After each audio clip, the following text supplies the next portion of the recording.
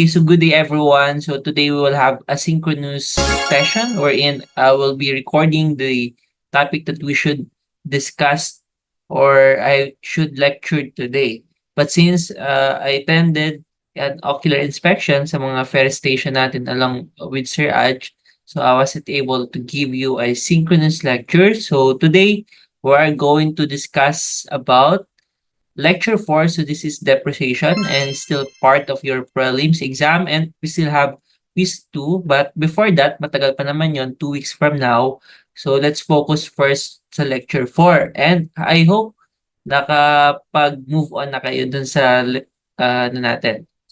First quiz, although wala pa lang dapat mag-move on kasi part pa siya ng prelim exam natin. So review nyo lang kung saan kayo nagkamali and you should try solving as much as many problems you can so that you're going to be familiar and be expert na sa pag-solve ng compound interest. Okay, so let's talk about depreciation. So in a nutshell, maraming tangible assets na ginagamit for business and also other venture na nawawalan ng value over time. So next slide.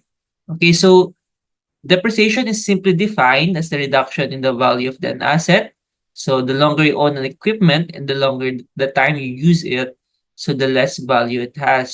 So I hope you will appreciate this topic. So it is still part of engineering economics because in a way, when we analyze the depreciation value of different asset, we can compare different alternatives when it comes to when we analyze the different options that we have so that we can decide which option yung mas better para sa atin. And we were going to discuss that even more after our prelims exam.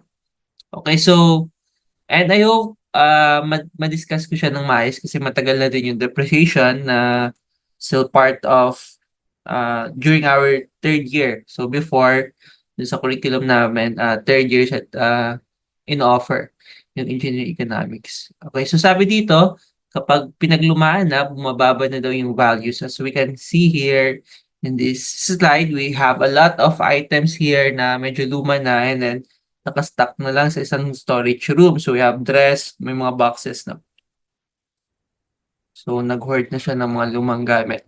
Okay, so depreciation is a common thing na nangyayari sa maraming bagay.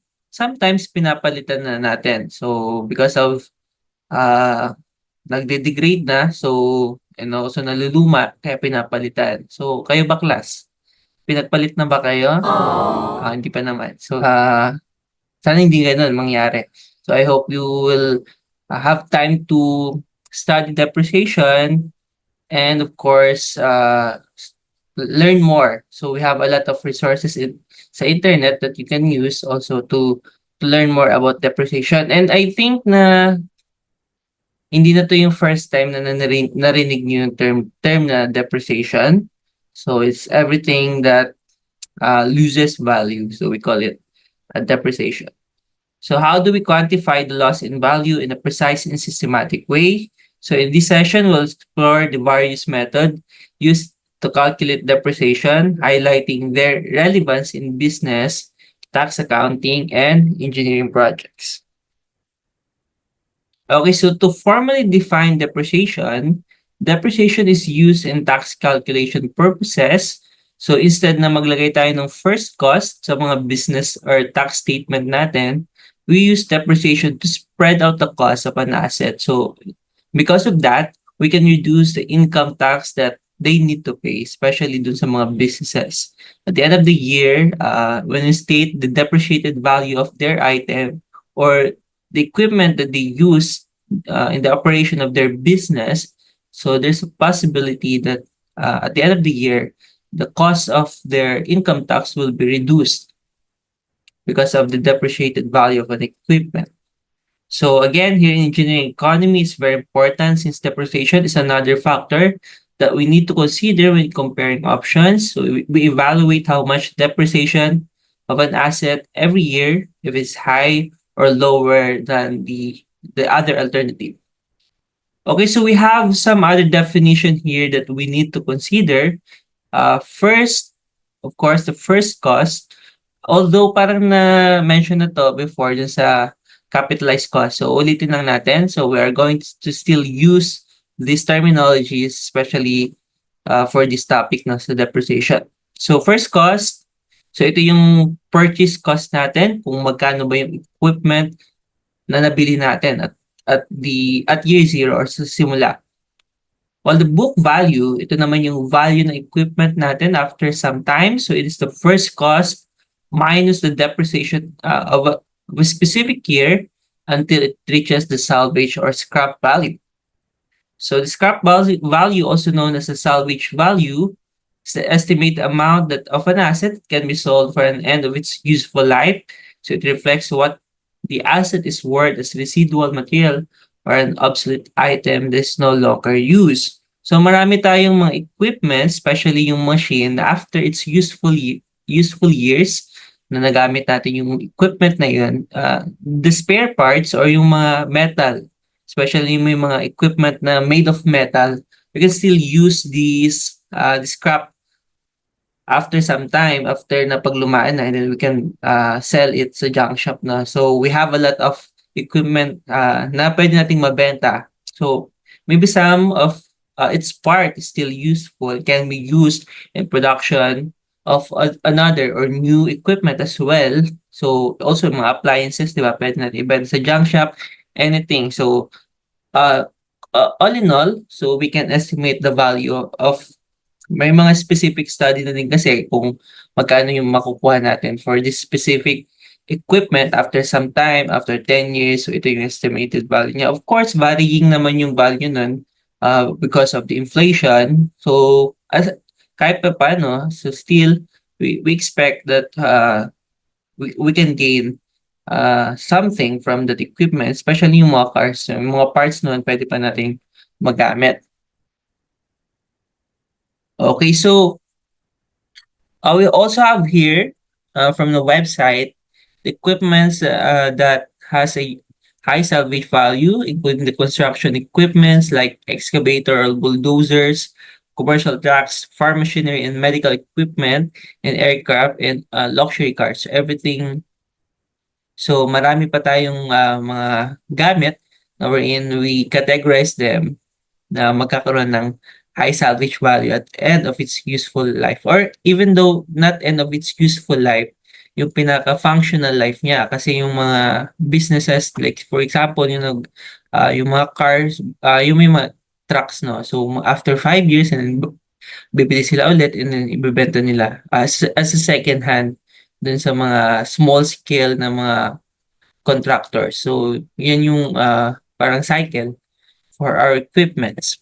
And then we have this recovery period. So it's the depreciable life in measured in designated as N. So para ito yung time natin. Often there are different value for book and tax depreciation. Both of these values may be different from the assets estimated productive lives because we have N, yun yung gusto nating ma-identify. So varying yung time natin, diba? After 3 years, 2 years, while yung L, yun yung useful life ng equipment natin. So marami tayong ginagamit, but here we are going to use the recovery period as L, or yung N naman, yun yung time between before its useful life.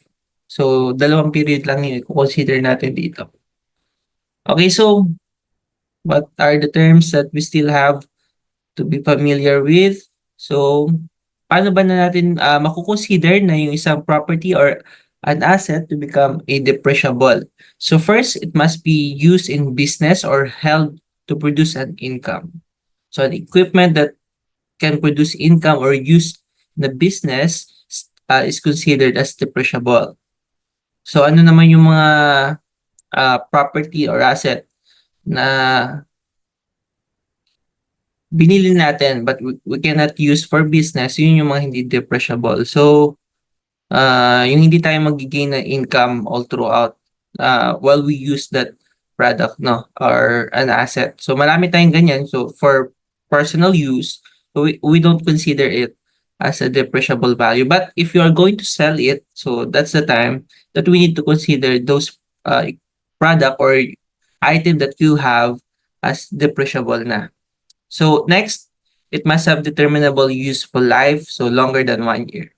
And third, it must be something that wears out, decays, or get used up, becomes obsolete, or loses value from natural causes.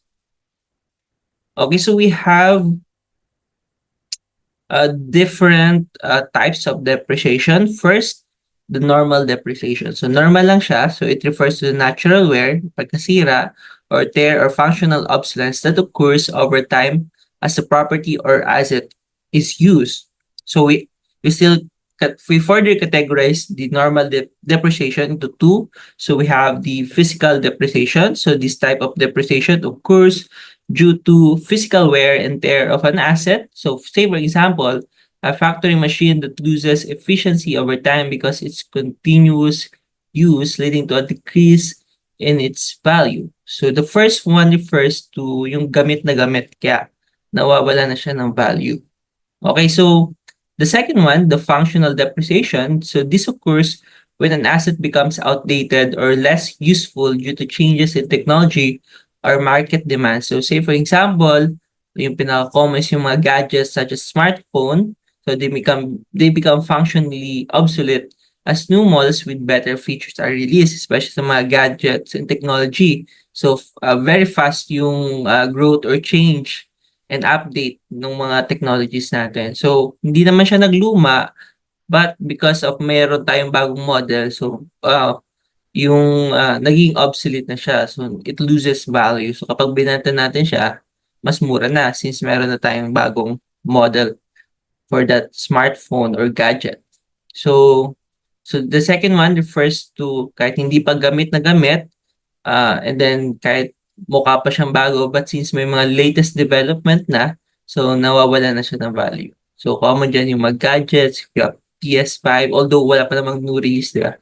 So kapag binenta mo siya, so parang medyo mahal pa. Yung mga ganong equipment. But the smartphone is going fast. So meron naman ng new release, no, ng iPhone.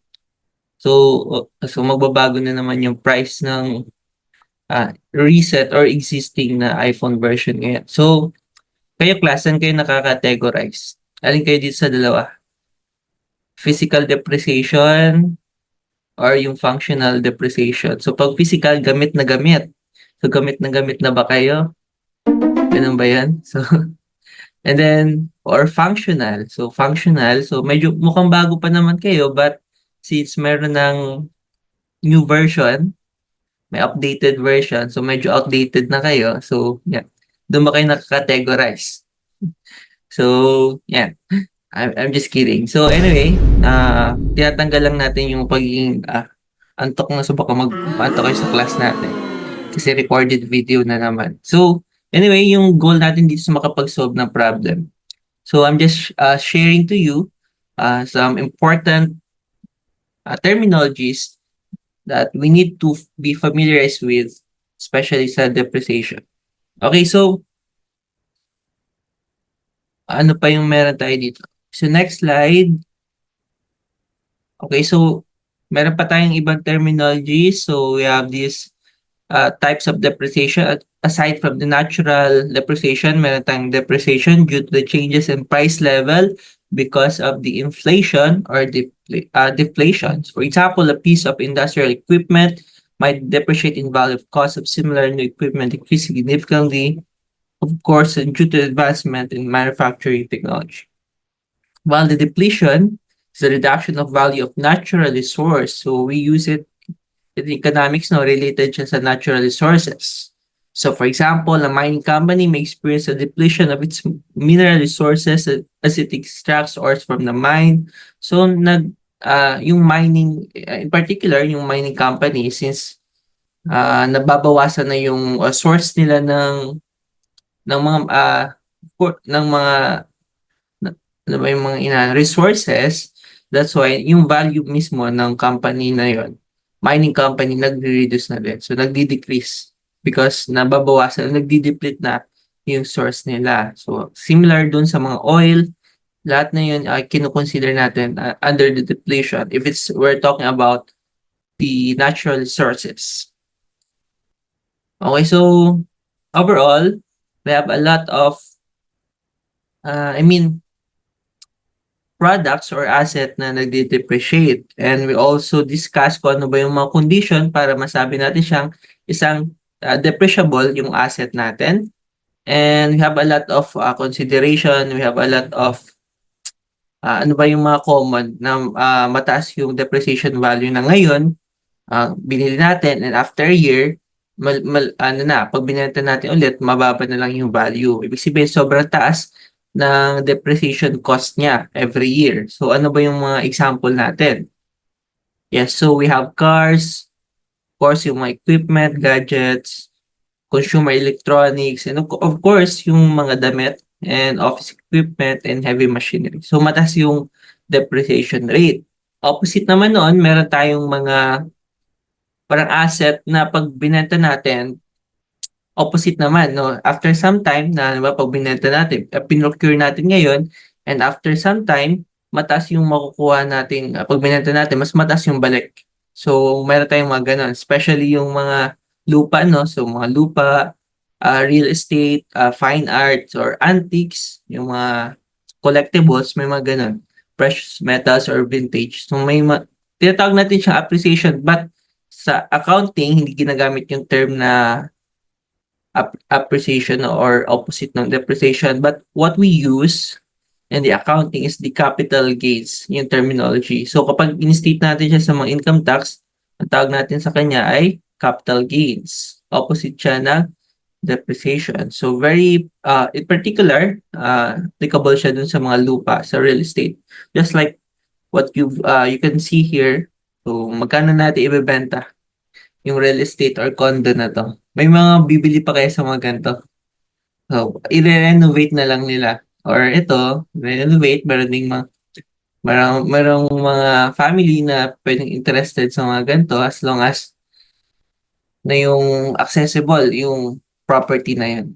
Pero yan, parang horror naman na siya 'no. May mga ganito ba man yan sa Pilipinas? Anyway, ang context lang naman natin diyan na yung mga properties natin, real estate or house, yung nag-a-appreciate siya or pag binenta natin ulit, so mas mataas yung price niya kapag binenta natin ulit compared dun sa price ng binili natin siya. Okay, so next na tayo. We are now heading towards the different depreciation methods. So we're going to discuss different depreciation methods. But before that, we have some notations that we need to be familiarized to. So first, we have here the L or yung useful life of the property in years and also have N dapat. So may N din tayo kung ano yung desired the book value natin. So yun, so yung C sub N, C D sub N. So we also have CO, the original cost. We also have CL, the value at the end of the life or the scrap value. So the value of our asset after its useful life. Meron din tayong D, the annual cost of depreciation. And we also have CN, the book value at the end of an N years, and DN, depreciation up to the age of N years. So we have different methods here. I think we have sinking straight line method, the sinking fund, double declining balance method, and SOYD and MAC-RS, yung bago. So MAC-RS. Although yung MAC-RS, combination lang din naman siya ng straight line and double declining. So we're going to discuss that and it's still part of your prelims. Okay, so let's begin discussing one by one. So first, we have here the straight line method. So it is considered as the simplest form of depreciation, wherein the depreciation cost every year is the same or constant. So from the word itself, straight line, so we can use or we can illustrate this as a form of the graph, and we will construct a straight line, and then yung straight line na yun, downwards dapat. Of course, bumababa yung value. So from the straight line, so yung initial cost, yun yung Y natin at year 0, and then after some time, after L years or after its useful life. So, magkano na ba yung cost niya? So, yun na yung, of course, depreciated na yan, mas mababa ng value. And then the slope, yung formula natin dito, yung slope, yun yung depreciation natin. So, the slope of that straight line is just difference, the rise over run, ito yung run natin, yung L, total life from year 0 to lifespan, total years kung kailan pwede natin magamit yung equipment, while the total depreciation, we're just going to multiply it by N, yung interested year, kung saan gusto natin malaman yung total depreciation, while the book value at specific year is just the original value or the first cost natin, and then subtract natin kung magkano na yung depreciation after some time. So we have here an example. So first problem tayo. So we have an electronic balance cost 90,000 and has an estimated salvage value of 8,000 at the end of its 10 years of lifetime. So what would be the book value after 3 years using the straight line method in solving for the depreciation? Okay, so for the first problem, ang ipapakita ko sa inyo is yung solution na kapag nakalimutan nyo yung formula for straight line method, magagamit nyo pa din. So ito yung graphical method natin. Wherein, sabi nga sa definition ng, of course, aside from definition, from the word itself, na yung straight line method, we can just construct a straight line from our x and y graph. So what we can do now is to create a graph wherein the first cost can be placed here sa y natin. Yung x natin 0 kasi year 0. But the value of our first cost is 90,000. And later, after 10 years of its lifetime, yung cost niya na lang is because of the salvage value is 8,000. So, merong value yung equipment natin, electronic balance, after 10 years. So, because some of the other equipments, naging 0 na lang siya. But, for this example, meron siyang salvage value na 8,000. Ang gagawin natin, ba't nandyan yung ano? So, nandito yung point, year 10 yan. So, at year 10, meron tayong 8,000 na value. Okay, so ang gagawin lang natin, gawa tayo ng straight line, sabi sa terminology natin. Okay, so gawa lang tayo dito na straight line. And then, makukuha natin yung depreciation natin, di ba? So, yung depreciation natin, the depreciation pa lang, depreciation value, every year is just the same. Ngayon, yung formula natin dyan is just the slope of this line. So, we have here the rise over run. So, 90,000, subtract lang natin yung 8,000. So, 90,000 minus 8,000, saka natin i-divide ng run natin, which is yung kung ilan yung taon kasi start lang naman siya sa year 0. So, 10 minus 0, 10 lang yung ilagay natin. So, D is equal to ano yung makukuha nating value. So, using your calculator, we can automatically solve for the depreciation. So, sobrang dali niya lang. Okay, so solve natin. I have a calculator here. So, 90,000 minus 8,000. Ano yung nakukuha natin? So, 8,000. So, 8,200 yung nakuha ko dito. So, 8,200 pesos yung rate ng decrease every year. Ngayon, we can now calculate for the total depreciation after 3 years. So, meron lang tayong interested year kung saan gusto nating ma-identify kung magkano na yung total depreciation. So, of course, we have 3 years and then just multiply it by the annual depreciation cost. So, saan natin yan makikita? Dito yan. So, pag pinlat natin yung year 3, interested tayo sa year 3, yung point na to, ito yung C3 natin, yung book value at year 3. So, ngayon, yung total depreciation, yung part na to, extend lang natin, and then yung downwards nito, yun na yung total depreciation niya. From this point, wala pang depreciation, and then after some time, D3, ito na yun, yung width na to, yung length ng from this point to this point, yun yung DN natin or D3. So, yun yung total depreciation. And sa formula natin, this is just the number of years, year 3, and then yung total depreciation rate natin na 8,200. Kaya gagawin natin, pag multiply lang natin yan ng tatlo, so 8,200 times 3, ang nakuha ko dito ay 24,600. Ngayon, to get the value of the book value after 3 years, kunin lang natin yung first cost na 90,000, saka natin ma-minus yung 24,600, and it will give us the value of, so wait lang class, no? So, calculator lang tayo ngayon. So, ang nakuha ko dito, then, 65,400. So, 65,400, yun na ba yung inaarap sa problem?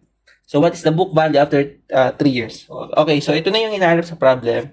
Then, we can box this answer as an illustrative example for the straight line method. Okay, so gets? Ito lang naman yun, yung straight line method.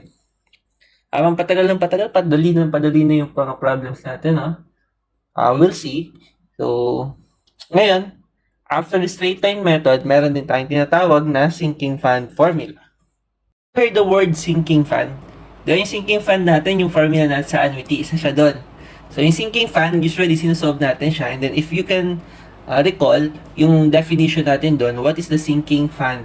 Magkano yung i-deposit natin per year? Para after some time, yung example problem natin doon, pwede natin ma-replace yung equipment na binili natin. So, magkano ba yung total value or annuity na kailangan nating i-deposit? So, parang yung sinking fund natin is yung A given tayo ng F. So, we need to solve for the annuity given tayo ng F. Ngayon, ginagamit din siya sa depreciation, although not specifically this is for depreciation purposes, but we can describe the sinking fund as it assume the company or owner will save a portion, yung magkano yung isi-save natin of the asset cost each period into the fund na nag-earn ng interest. Now, the accumulated amount in this fund at the end of the asset useful life is used to replace the asset. So, it's very important na familiar kayo sa sinking fund, especially sa depreciation. Although hindi siya yung specific na ginagamit natin na piniprefer or nire-recommend ng BIR and also other tax accounting or calculation purposes or firm. So, the sinking fund is the one that we use when we compare alternative. When we say depreciation of an option or an equipment, the method that we are going to use is sinking fund. So, it's very important that we consider it and we include this sa depreciation part so that you're going to be familiar with this as well. Hindi kayo mabibigla when we discuss comparing alternatives or replacement studies. Now, we have here an example problem. But before that, meron tayong formula. So, yung formula natin for depreciation, again, this is CO minus CL. And then, we are going to multiply it by this one, yung F given A natin. Well, the value of the total depreciation after some time, kung ano yung year na interested tayo, pag multiply na lang din natin ng reciprocal ng ito. So, magbakakabaliktaran lang yung value ng F given A natin. Wherein yung F given A natin, di ba, na formula is just given tayo ng annuity. So, F given A, so we have 1 plus I, if you still remember, raised to N minus 1, and then yung I natin. Ngayon, since nasa kabila siya, so, yung I yung nasa taas natin, then yung divisor natin is yung 1 plus I raised to N minus 1. Now, the book value formula is just the same, straight line method, wherein C0 is minus DN. And then, we have here now the problem. Okay, so we need to solve this one. A broadcasting corporation purchased an equipment for $53,000 and paid $1,500 for freight and delivery charges to the job site. So the equipment has a normal life of 10 years with a trade-in value of $5,000 against the purchase of a new equipment at the end of the life. So we need to determine the annual depreciation cost by the straight line method. So, una muna yung straight line or SL method. Pangalawa, saka na natin siya gagamitan ng sinking fund. Ngayon, yung hinahanap using the sinking fund formulas, we need to determine also the annual depreciation and assuming an interest value of 6.5% compounded annually, compute for the book value at the end of its third year. Now, ang hinahanap lang naman using straight line method is yung depreciation cost na alam na natin yung formula na it is calculated using the slope of a line. So, we can now solve for this problem. So, solution for this problem, una muna yung straight line method. So, sa straight line, ano yung first cost natin or CO? Dalawa dito yung given. So, 53,000 and sa start, meron na siyang freight cost na 1,500. Ngayon, using your calculator, so I'm going to use my calculator. 53,000 plus 1,500 we have 54,500. 54,500, yun na yung CO natin. And sa problem, given din yung trade-in value. So this is also another term for salvage value. Magkano natin siya ibebenta after 10 years. Ngayon, ito yung CL natin. And then, ilan yung useful years? Okay, so the useful years, total of 10 years. Since given naman lahat nung kailangan natin for a straight line depreciation computation, so we can now solve for the value of D. So this is just CO minus CL, 54,500 minus 5,000, saka natin divide ng 10. Okay, so how much is the depreciation value after 10 years? So 54,500 minus 5,000, 4,950. Okay class, so check nyo na lang. So I don't have notes here. I'm just solving it first, no? Sinusolve ko lang ulit ngayon. Okay, so ngayon, tapos na tayo sa straight line method kasi yung hinahanap lang naman is yung depreciation. Solve naman natin using the sinking fund. Okay, so for letter B, sinking fund method or SF method na lang. And then, yung formula natin dyan is yung D is equal to CO minus CL.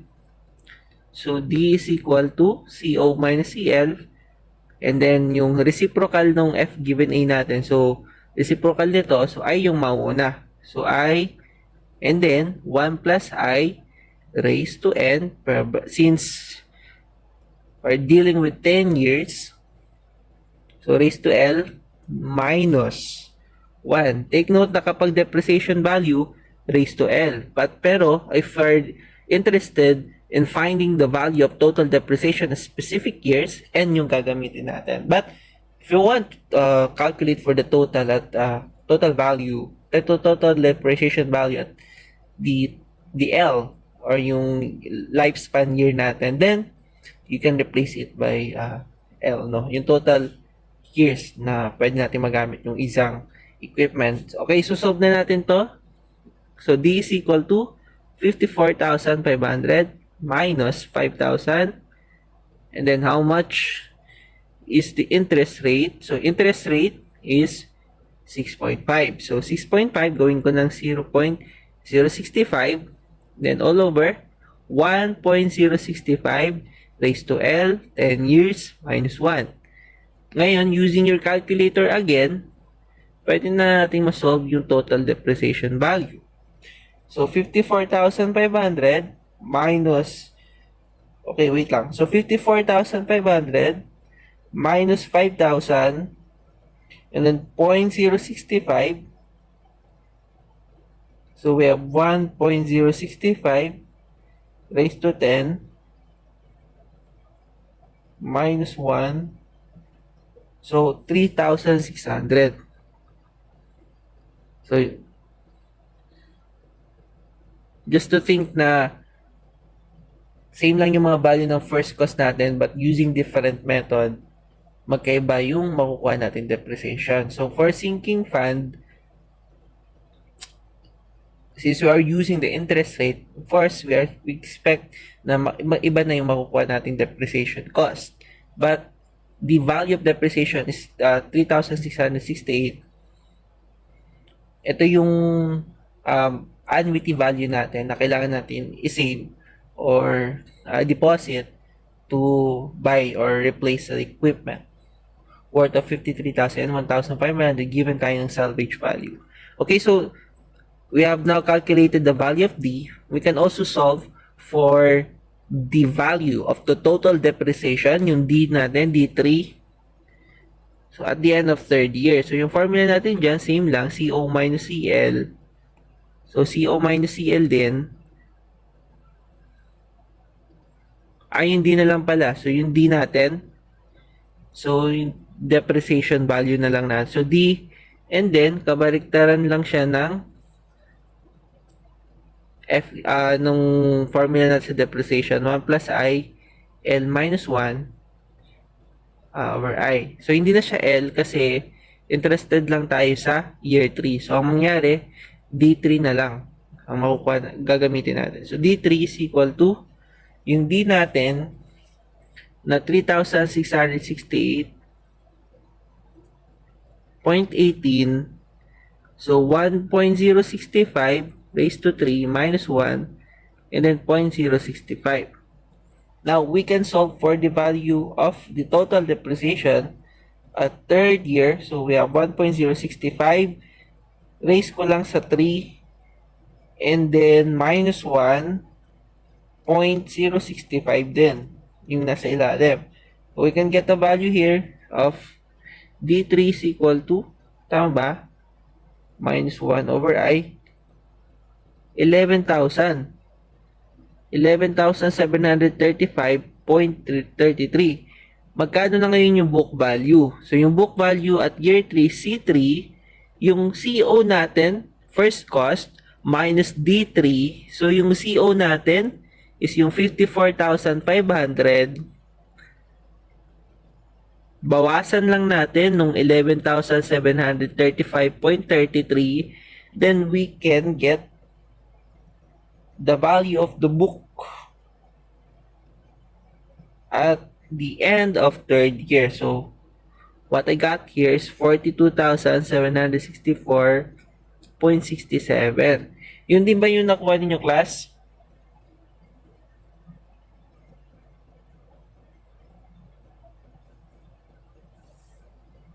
$42,764.67.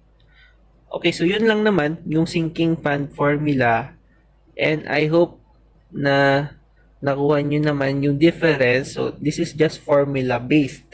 So, and I hope na nakuha nyo yung process natin ng pag-solve. Dito lang magkakaiba. Yung D gamit yung L, but if you're solving an interest, solving or yung interest ninyo is to find the total depreciation at specific year before the the end of its useful years, then you can use these formulas. Okay, so now let's go to the another method that we have here for depreciation. Ito yung tinatawag nating declining balance method. So the declining balance method is also known as a fixed percentage or uniform percentage method. So DP depreciation accelerates the write-off of an asset value because the annual depreciation is determined by multiplying the book value at the beginning of the year by a fixed percentage expressed in decimal form.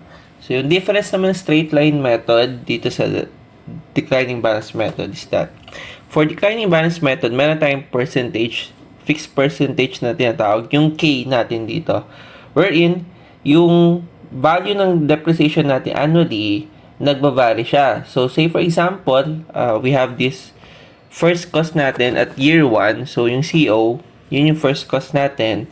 And to get the depreciation value, meron tayong rate, no? So, yung rate natin, it came from the study.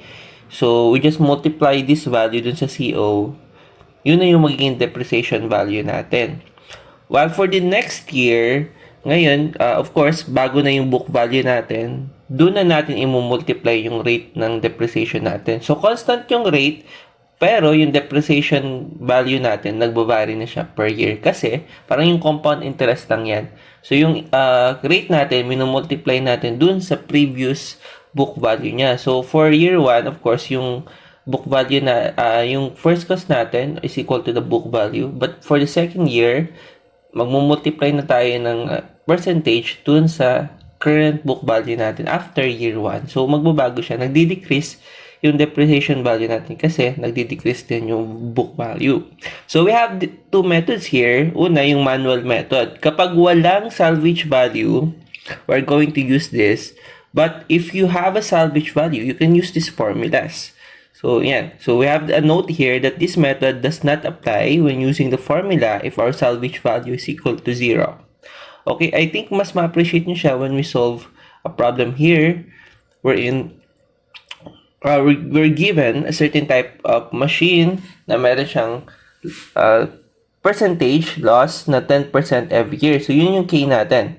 So the machine cost 2,000 originally, and we need to make out a schedule showing the yearly depreciation since we don't have a salvage value at the end of its useful years. So we need to calculate also the total depreciation at each year and the book value at the end of each year for 5 years.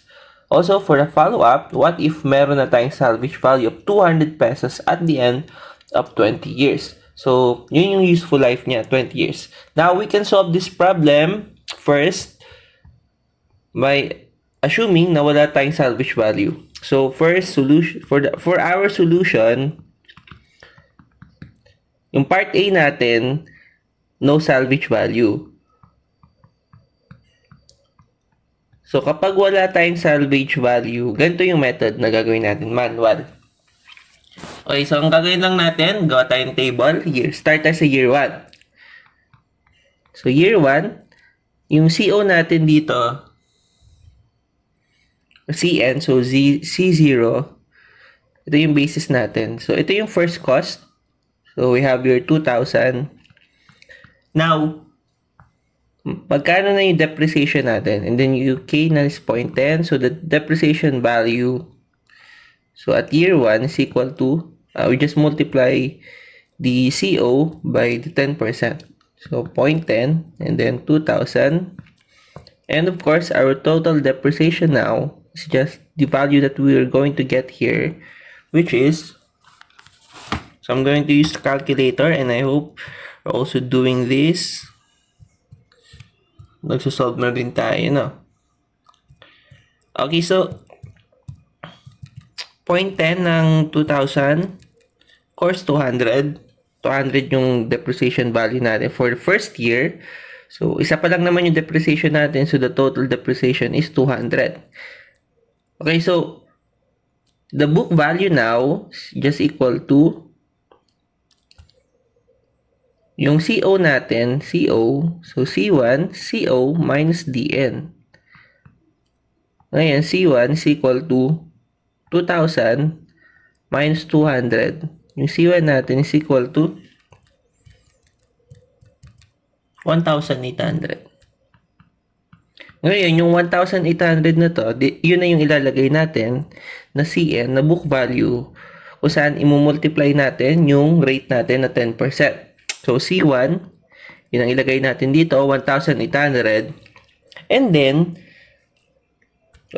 yung depreciation natin for second year is 0.10. Ngayon, multiply na natin yung 1,800. So, yung dito natin is 180. Tama? 180. Now, the total depreciation for this years, just we're going to add this one, 200 plus 180. So, we have here 380. Ngayon, if we still going to stick with our formula na CO minus D2, so is equal to 2,000 minus 380, 1,620.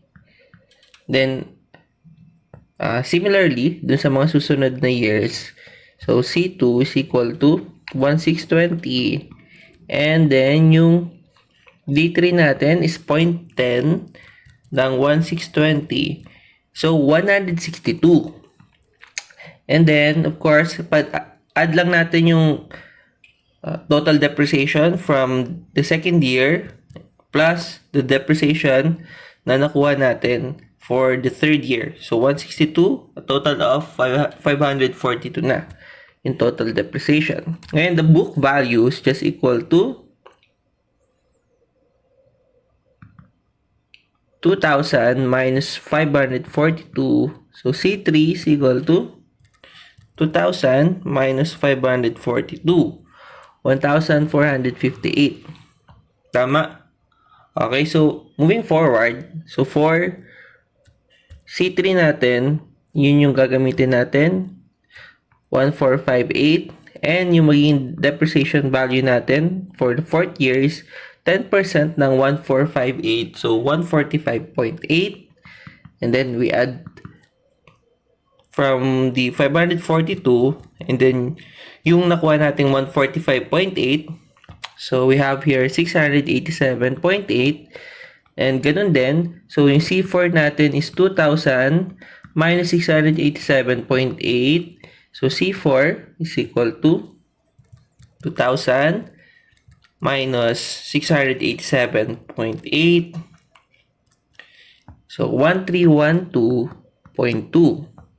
And lastly, for our year 5, so C4 is equal to 1312.2, and then yung D5 natin, 131.22.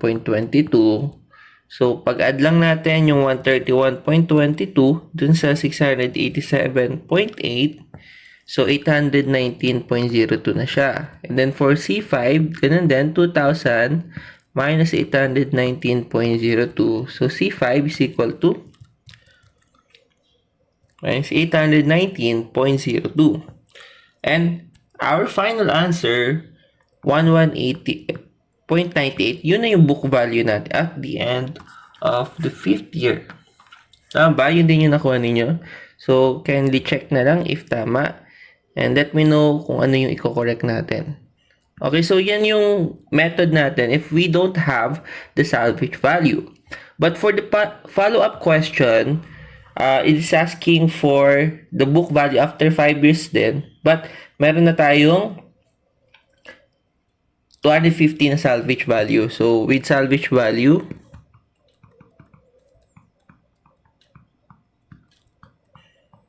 CL is equal to 250 and yung L na is 20 years. Now, for this case, we can now use this formula. Lahat ng mga formula na meron dito. Okay, so how do we calculate for the book value directly? First, we can use this one, yung formula na may K, or directly, makukuha na natin yung book value kahit hindi na natin isolve yung K. But, for everyone's familiarity, no, para maging familiar kayo to both formula, so try na lang natin parehas. Okay, so first, solve natin yung K with the formula of, ito yung gagamitin natin, yung, kasi meron tayong salvage value and we don't have naman the value at any year, at any point na interested tayo. So, we can solve first the value of K by using this formula. So, K is equal to 1 minus square root ng CL over CO. Let me check kung square root lang siya or Lth root. So, Lth root yung ilalagay natin dito. So, L, meron naman tayo lahat na ito. So, 1 minus 20th root ng CL natin na 250. And then yung CO, yung first cost natin, same problem, 2,000. Now, we can use our calculator to solve for the value of our K. 1 minus, and then 250 over 2,000. And then 20th root, so we have 0.098749. So this is approximately 9.87%. Now we can use the formula that we have here to get the value of our book value at the end of 5th year. So this is just CO minus CO, and then open parenthesis, 1 minus K, close, and then raise natin sa N na interested tayo. So after 5 years, what is now the book value given na meron tayong salvage value? So, CO, 1 minus K raised to N. So, C5 is equal to CO. So, meron tayong 2,000. 1 minus 0.09 or 4. You can write 4 significant digits na lang. 9875. And then, yung N natin is 5 years. The book value after 5 years. So, 2,000 and then 1 minus 0.09875. Place lang natin sa 5. No? So, 1189.20. Yun yung sagot natin using this formula. And then, if we use this formula, ito, we can also solve for the book value. And then yung goal natin, dapat mag-same sila ng sagot. So, Cn or C5 is equal to CO and then CL over CO N over L. Tama ba? So, N over L. Check lang natin. Tama, CL over CO. Ngayon, plug in lang natin yung mga values natin. So, we have 2,000.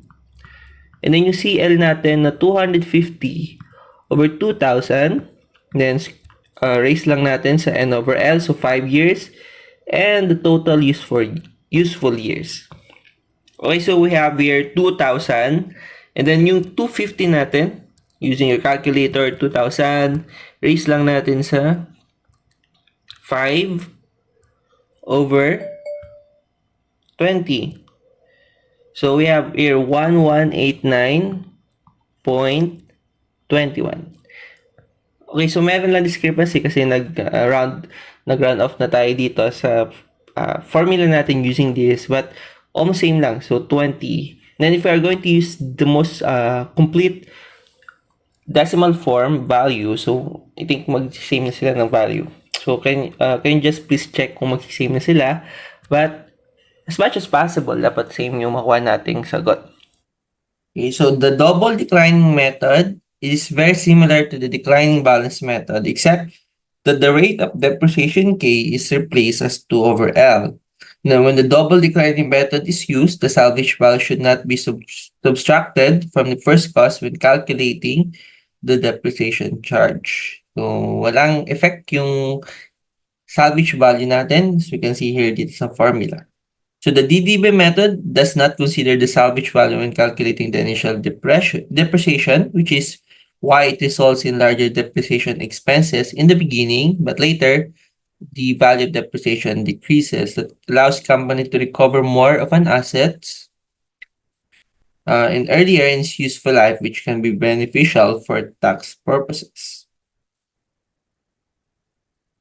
Okay, so we have here some formulas that we can use for using the double declining balance method. Una, meron tayong D sub N, CO, wala tayong CL. But we have the useful life and yung time na interested tayo. So, nagbabali siya per specific period. And also the CN, the book value after some time. So, this is CO minus 1 minus 2 over L. The salvage value CO 1 minus 2 over L. And then X squared raised to L. Okay, so we have here the value of K is just 2 over L. And then we have here some example problems. So, solve na natin. Okay, so we have here for problem 4, we need to determine the rate of depreciation, the total depreciation up to the end of the 8th year, in the book value at the end of 8 years for an asset cost 15,000 and has estimated scrap value of 2,000 at the end of 10 years. So we need to solve for these values using two different methods. Okay, so nawawala lang yung share natin. Okay, so solve na natin yung problem class, no? Okay. So, medyo nawawala lang. So, solve natin yung problem. We need to determine the rate of depreciation. Una, using the declining balance method or yung DB method natin. Declining balance method. So, using this method, we have the formulas. Meron naman tayong salvage value, so we can use the formula. So, yung CO natin for all. So, CO is equal to 15,000. And then yung CL natin na 2,000 with the useful life of 10 years. But we're interested to find the value of the book and the depreciation value at the end of 8 years. Okay, we can now solve for the value of K using our formula na 1 minus L and then CO over CL square root of L root. And then 1 minus 10 years, yung L natin. So, yung CO is 15,000. Divide lang natin ng CL. Tama ba? CL or CO? Check natin. Parang mali. So, dapat CL over CO. CL over CO. Magkabaliktad. So, CL over CO. Malaki makukuha natin dyan. So, CL over CO. So, we have your 2,000. Divide lang natin ng 15,000. And now, we can use our calculator. Okay, so using your calculator, we have here 1 minus 10th root ng 2,000 and then 15,000. Okay, so what we have is 0.184. So 0.1825. Okay, yun yung rate natin, around 18.25%. Okay, so we can now solve for the, ano yung hinanap? The rate of depreciation. Ito na yung rate of depreciation. Percentage. Okay, so gawin natin percentage, which is approximately 18.25%. And then, after that, the total depreciation at the end of 8 years. So yung DN natin. May formula ba tayo sa DN? Okay, so the total depreciation. Kung saan ang gagawin natin? Wala tayong direct formula for DN, but we can solve for the book value. Okay, so solve muna natin yung book value. So book values for 8 years, C8 is equal to, using the, yung may K. So yung may K, CO 1 minus K raised to N. So CO 1 minus K raised to N. So yung CO natin is 15,000. And plug in lang natin yung formula natin for, yung value ng K, which is 0.1825, raise lang natin sa 8. Now, we can now get the value of the book value after the 8 years. So 1 minus 0.1825, ayan, nawala na naman.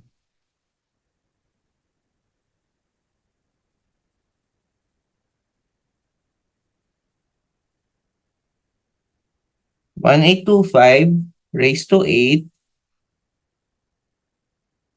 Kaya ang nakuha ko ay 2,992.22 pesos. Yun yung book value natin. So the total depreciation, D8, can be solved using CO minus C8. So yung CO natin is 15,000 minus 2,909.22. Okay, so yung magiging total depreciation natin is 15,000 minus 299.22. So 12,007.78. So kaya natin ito ginamit, yung D8, kasi we have here a formula na yung book value natin at any time is equal to CO minus D8, DN. So ngayon, to get the value of DN, lipat lang natin sa kabilang side ng equation. So CO minus CN. So we can use this formula. Like the first cost, subtract natin nung book value natin. We can get the total depreciation. So ito yung sagot natin using the declining balance method. Now, moving to the second method, which is the double declining method. So ngayon, double declining formulas naman yung gamitin natin, or DDB. Double declining method. So similarly, meron tayong mga formulas na gagamitin for the double declining method. Okay, so first solve natin yung K, which is 2 over L. Yung K natin dito is the rate of depreciation, 2 over L. So 2, nakadepende siya sa kung ilang years yung useful time niya. So around 10. So 10 years yung L natin. So of course, we have here 0.2, or yung rate of depreciation niya is 20%. Mas malaki compared din sa rate of depreciation using declining balance method. So we can now also solve for the book value. Same lang yung gawin natin. So solve natin yung book value first before the total depreciation. 8 year din. So 8 year is equal to CO 1 minus 2L, yung rate of depreciation natin, and then raise natin sa N, or 8. Okay, so plug in na natin yung mga formula.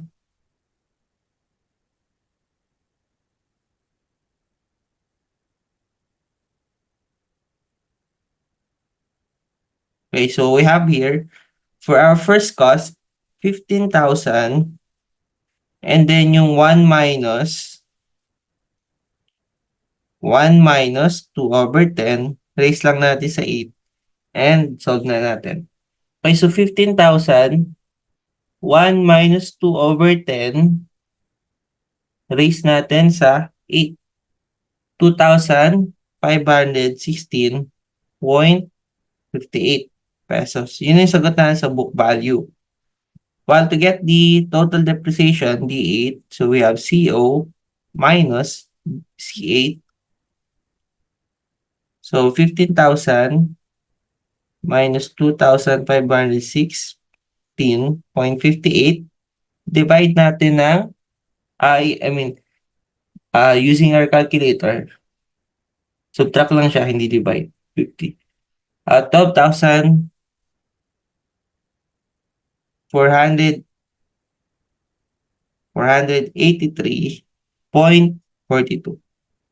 Ito yung mga sagot natin for this problem. So, rate of depreciation, 20%, book value, and the total depreciation. And for the declining balance method, we have here 2,000, 18.25, and 12,007.70. So, yun lang. Yun lang yung example natin for double declining. Meron pa tayong isa, and then we will try to solve this one. Okay, so for number 5, problem 5 solution natin. Solve lang natin yung problem 5. Okay, so for problem 5, a part of a plant bought at calciner for 220,000. So, yun yung CO natin, 220,000. With a useful life of 10 years and a span for the equipment. So, what's the book value of the calciner after 5 years of use? Interested tayo sa 5 years. So, first, using straight line method. So, straight line method.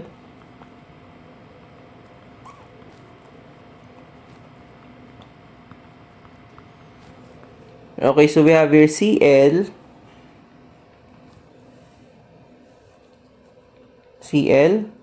20,000. Okay, so ang hinahanap natin ay book value. Okay, how do we get the book value? So, may formula naman tayo dyan. So, what we have here, the depreciation first. The depreciation value is CO minus CL. So, 220,000 minus 20,000. Divide natin ng L, which is 10. So, yan yung depreciation value natin. So, using our calculator, solve natin, ah. So, wait lang, buksan ko muna yung calculator ko, ah. Okay, so,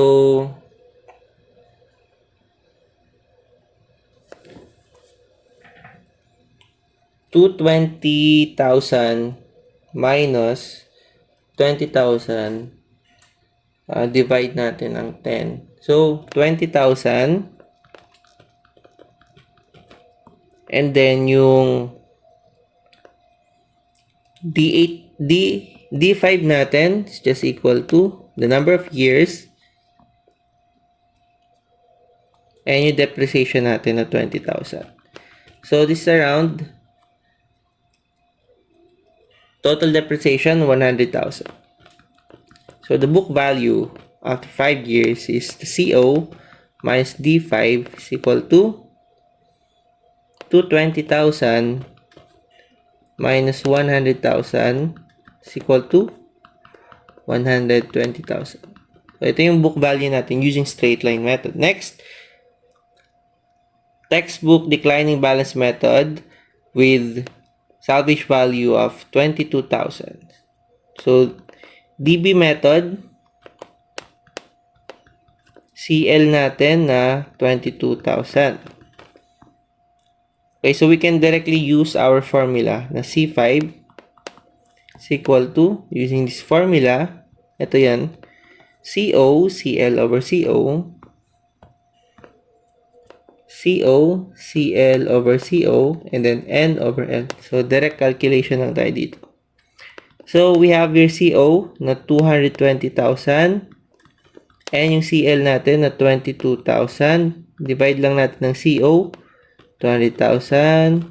Raise natin sa N over L. So, 5 years over 10 years. So, using calculator again,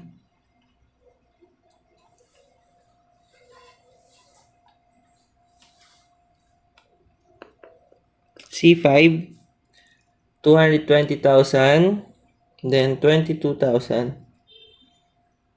220,000, and then 5 over 10.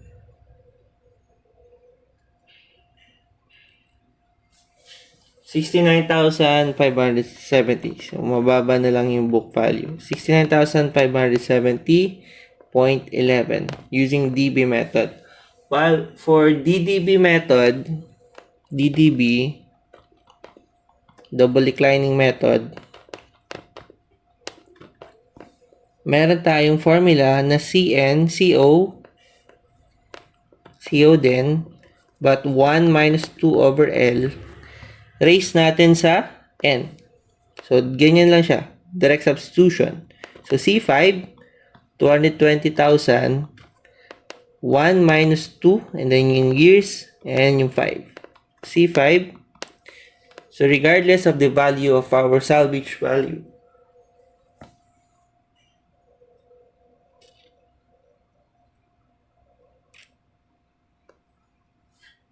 okay, so 220,000, okay, so 220,000, 1 minus 2 over 10, raise natin sa 5. Okay, so 72,089.6. Okay, meron ditong formula na CO, ito, for double declining. Check natin kung yung CL na makukuha natin is the same. But, regardless of that, pwede natin ito magamit yung formula kapag ang hinahanap naman natin is yung salvage value. But sa problem, given kasi yung salvage value. And then given din yung first cost. So, we cannot use this formula and also given din yung L. So, we cannot use this formula. But, in a case na kailangan natin solve yung salvage value, pwede natin gamitin yung formula. So, say for example, this one, magkano dapat yung salvage value niya? So, CO, meron tayong CO na 220,000, 1 minus 2 over 10, raise natin sa 10. So, yung salvage value is 23,620, which is close na. So, using your equation, using this equation na 200 CL or C10, 220,000, 1 minus 2 over 10 raised to L. So, ang nakuha natin dito is 23,622.32, which is close dun sa given problem na, given dun sa problem natin. Okay, so, yan. Ang daming formulas na kailangang i-memorize, but the process, I hope you understand and nakuha naman yung concept ng depreciation using this formula. So, meron pa tayong dalawa, yung SOYD and then yung double declining. Okay, so move on na tayo sa next problem. Okay, so sum of the years digits or SOYD or SYD method. So, the formula for calculating depreciation using this method involves summing the digits of the asset useful to create a fraction that is applied to depreciable base, the difference between the original cost and the salvage value. Ito yan. Each year, the fraction decreases, reflecting less depreciation of the asset of the ages. So, mas mataas yung depreciation at the start, and then nagdi-decrease na lang siya. So, some of the years, we're going to use some reverse order, yung reverse order na tinatawag natin, wherein for the first year, yung factor niya mas mataas. And then, divide natin ng total number of year or digits na meron dun sa specific period na interested tayo. Okay, so for this problem, solve na natin yung example. Para mas madali, kunin na natin yung value ng CO minus CL kasi gagamitin natin siya all throughout sa pag-solve ng depreciation cost and book value at the end of each year. So, yung CO minus CL natin is just 12,000 with our salvage value na 1,000. So, again, solving this, gawin ko na lang black, no? So, solving this, 11,000 yung makuha natin. Tama. So, ngayon, gawa lang tayo ng table for 5 years. We have here 1, 2, 3, 4. And then, sum up lang natin kung ilan to. So, di ba 15 yan lahat. So, 1 plus 2 plus 3 plus 4 plus 3 plus 4 plus 5. Now, the year in reverse order. So, i-reverse lang natin. Year in reverse.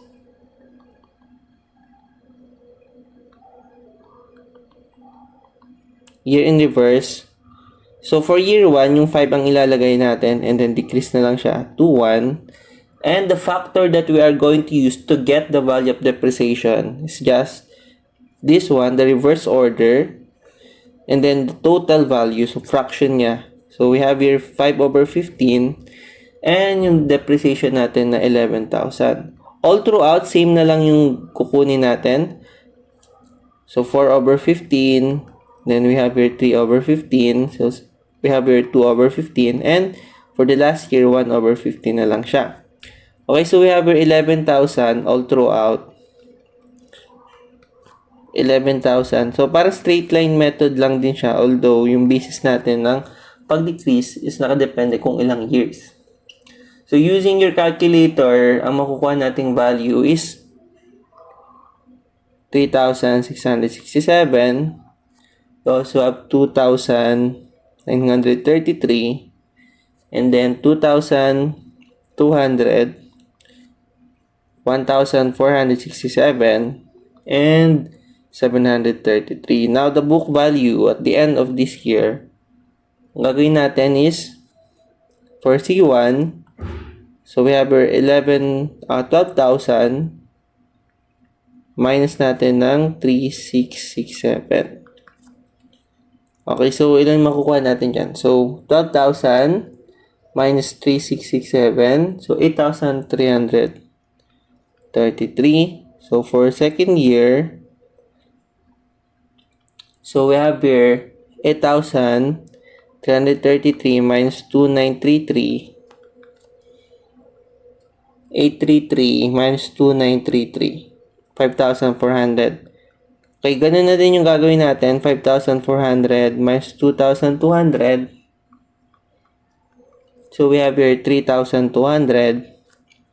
And yung C4 natin, na 3,200 minus 1,467 is equal to 1,733. And for the fifth year, 1,733 minus 733, dapat mag-equal siya dun sa salvage value natin na 1,000. So, ganun lang yung SOYD. Madali lang siya, no? So, kukunin lang natin yung reverse order and yung fraction over the total number of years. Then, yun yung magiging depreciation natin. Yung fraction multiplied by CO minus CL. Then, the book value is just the same. Pag-subtract na lang natin. Okay, so dito na tayo sa number 6 method. Yung 6 method natin or yung MAC-RS. So, Modified Accelerated Cost Recovery System. So, this method is very popular or ito yung ginagamit na method sa US. Sa US accounting. Now, the method is a combination of double declining method and straight line method. So, for this specific problem, example 7 natin. So, for example 7, a company purchased a piece of an equipment for 560,000. So, the equipment falls under the 7-year MAC-RS property class. May mga table na dito sa US. But here we are going to solve this one manually. So, according to the MAC-RS, the double declining balance method is to be used for the first 4 years and straight line method for the remaining years. So, we need to determine the book value of the equipment at the end of each year for the entire 7-year period. So, additional information, the cost of the equipment or CO is 560,000. And the salvage value is 0. So, for simplicity in MAC-RS, the salvage value is typically ignored. But, of course, we are going to use the double declining method, di ba? 0. Or parang hindi naman natin in-incorporate yung salvage value dun sa formula. So, the depreciation method, that we're going to use is DDB for the first 4 years and straight line method for the following year. Okay, so madali lang to kasi combination lang naman siya ng dalawang method wherein yung may mga formula based yung double declining and yung straight line. So this is just the slope, or we can draw a line to get the value of the book value. Okay, so for the cost of equipment, so we have here CO na 560,000. Okay, so we have here double declining method, the DDB method for year 1 to 4. Okay, so ang formula natin dyan, CN, and then CO natin, 1 minus 2 over L raised to N. So, direktahin na lang natin yung pag-solve for C1. So, yung CO natin is 560,000. 1 minus 2 over, ano yung L natin?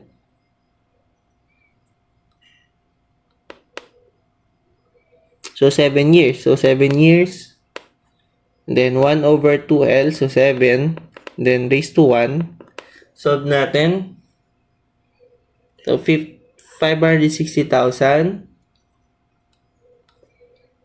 1 minus 2 over 7.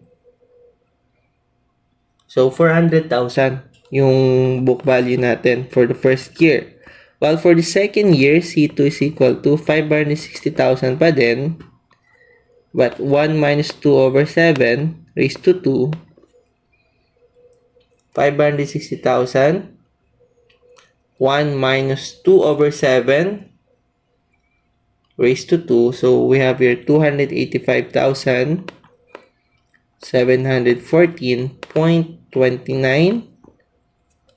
And yung C3 natin, 560,000. 1 minus 3 over 7 raised to 3. So, 560,000. 1 minus 3 over 7 raised to 3. So, 104,489.80. And lastly, yung C4 natin, tama ba? Raised to 3, 3 over 7. Okay, mali yung equation natin. So, laging 2 to. So, laging 2 siya. So, dapat hindi siya mabago. Okay, so, resolve natin. Double declining. So, 204,081.63. And yung C4 natin, okay, so C4, ganun din. 1 minus 2 over 7 raised to 2. Okay, so what we have here, raise natin sa 2. And 285. Same siya dito. Mali. So, we have here, mali yung ball pen. So, we have here 4. So, 4 dapat siya. So, 4, 145,772.59. Now, after 4 years, yung method naman natin is yung straight line. So, for straight line method, pwede tayong mag-draw ng line here. So, ilang years na lang. So, we have 5th year, 6th year, and 7th year. So, C4. Yan na yung C4 natin. So, for the 5th year, magkano na?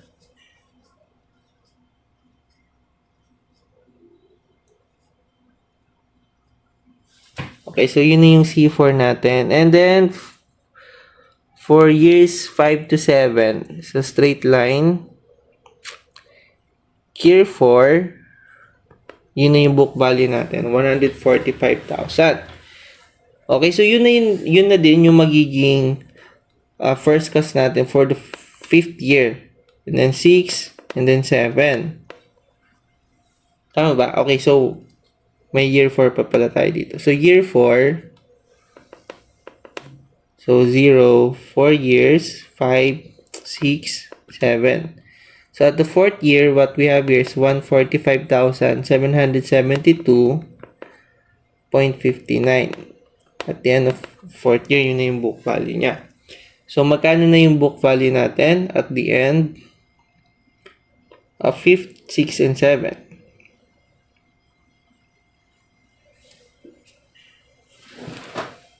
Okay, so ang expected natin, wala siyang book value, 0, at the end of 7 years.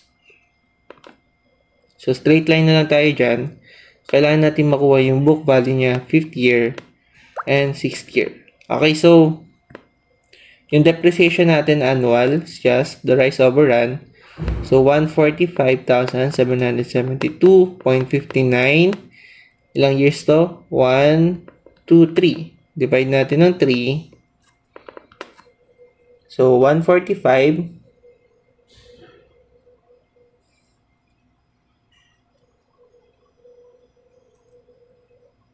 divided by 3. So, ito yung depreciation cost natin. 48,590.86. So, don't forget to include peso here sa final answer. Okay, so yan. Yan yung depreciation value natin. So, for 5th year, from C4, na 145,772.59 minus 48,590.86. Okay, so 145,772.59 minus 48,590.86, 97,181.73. Now, for year 6, ganun din. So, gawin na lang natin na 97,181.73 minus 48,590.86. 48,590.86. So, 45,590.87. And since inassume natin na mag-0 dapat sa year 7, so, yung C6 natin minus 48,590.86 is equal to 0. So, may possibility na may onting discrepancy kasi na-grounded na tayo. Rounded off. So, may chance na may 0.01 na difference. So, ganyan lang yung process natin. So, C1, C2, C3, C4. Yan yung book value natin using MAC-RS for different years. So, ganun lang naman yung depreciation topic natin. Okay, so I think that's it for now, and we're going to discuss na the basic economic studies, yung methods natin doon. Okay, so thank you class.